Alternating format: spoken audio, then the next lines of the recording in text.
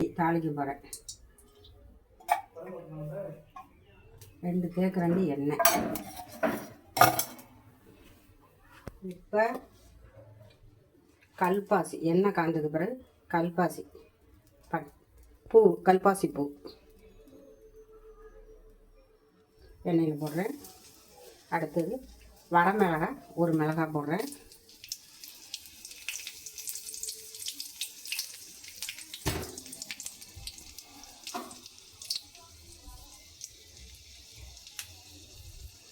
நறுக்கிய பெரிய வெங்காயம், ஒரு வெங்காயம்.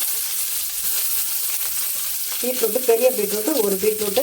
நறுக்கிய பெரிய வெங்காயம், ஒரு வெங்காயம், மீடியமான வெங்காயம்.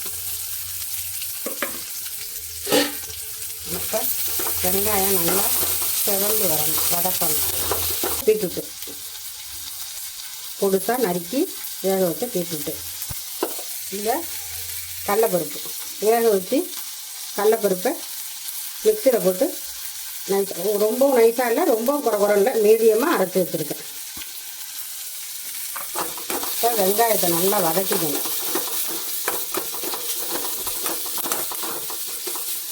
கருவேப்பிலை, வெங்காயம், கல்பாசி பூ,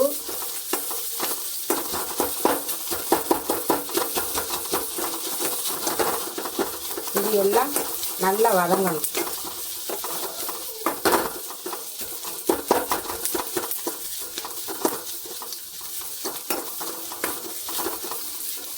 இப்போ நல்லா வதங்கிருச்சு.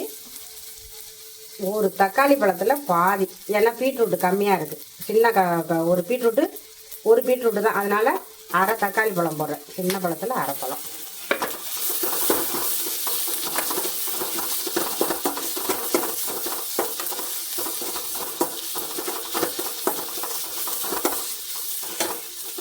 நீங்களும் இந்த பீட்ரூட்டு பொரியல் செஞ்சு பாருங்கள். ரத்த பொரியல் மாதிரி நல்லாயிருக்கும், டேஸ்ட்டாகவும் இருக்கும். பீட்ரூட்டில் உப்பு போட்டுட்டேன். இந்த வெங்காயத்துக்காக கொஞ்சோண்டு தேவையான அளவு உப்பு. ஏற்கனவே பீட்ரூட்டில் போட்டு வேக வச்சு தான் வச்சுருக்கேன். இப்போ பீட்ரூட் எடுத்து போடும்.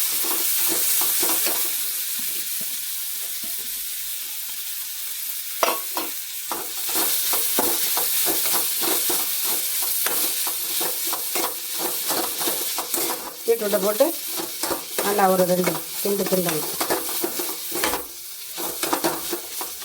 தண்ணி இல்லாமல் சுத்தமாக நல்லா வேக வச்சு எடுத்து வச்சுருக்கோம் பீட்ரூட்டு. இப்போ அதில் போடுறேன்.